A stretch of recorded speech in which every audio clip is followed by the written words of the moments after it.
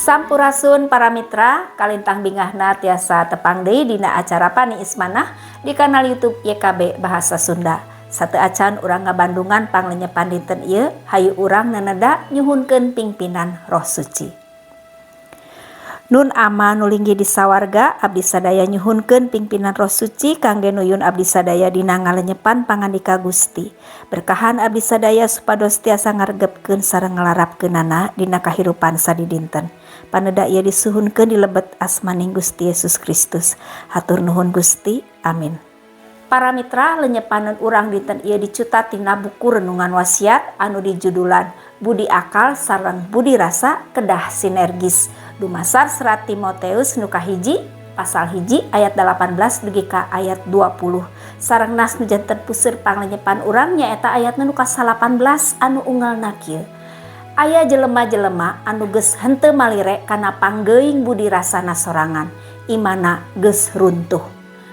Para mitra, saurang nonoman atanapi pamuda maling motor tukang sayur sareng ngagadekeunana.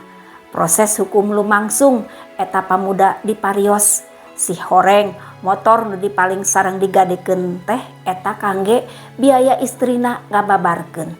Uninga alasan maling eta tukang sayur teh kageuing budi rasana, ati sanubarina kagagas, anjeunna teras nyabut tungtutan hukum sareng ngarengsekeun masalah eta ku perdamaian. Para mitra, minangka saurang nonoman, Timoteus dipeperih ngeunaan potensi ageng dirina nu kedah dikokola kahalayan wijaksana. Tan wande aya sakitu seueur hal anu tiasa diteleuman sareng dikawasa supados setiap karya mibanda kualitas sareng matak midampak, matak aya dampakna.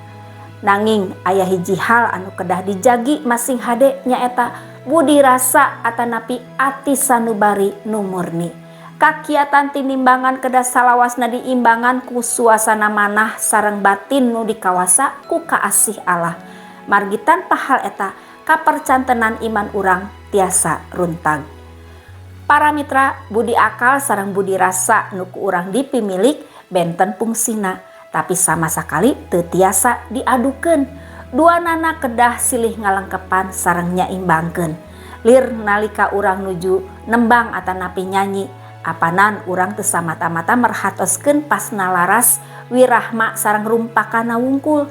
Mana urang oge tangtos kageuing nyurup sareng ungkaban dangding nu ku urang dihaleuangkeun. Kitu oge dina ngolongan kitab suci nu ku urang dilakukeun.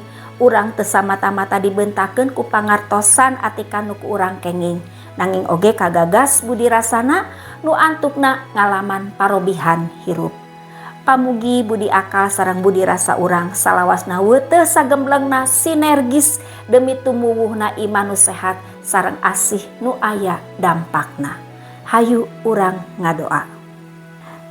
Hatur nuhun Gusti kanggo pedaran danget ieu di mana abdi sadaya tiasa terang kumaha sakedahna budi akal sareng budi rasa atanapi ati sanubari teh kedah sinergis dibarung kumanah sareng batin nu dikawasa ku Roh Allah.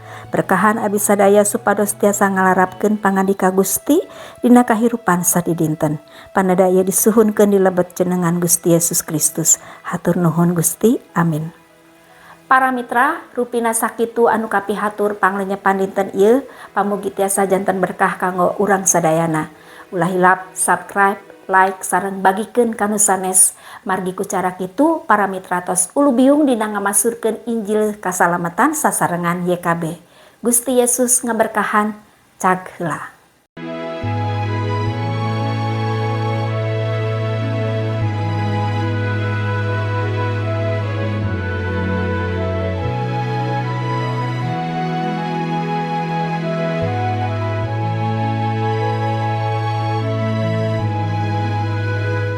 Sahabat, mari dukung pelayanan dan pekabaran Injil melalui YKB dengan membagikan link acara ini kepada sebanyak mungkin orang.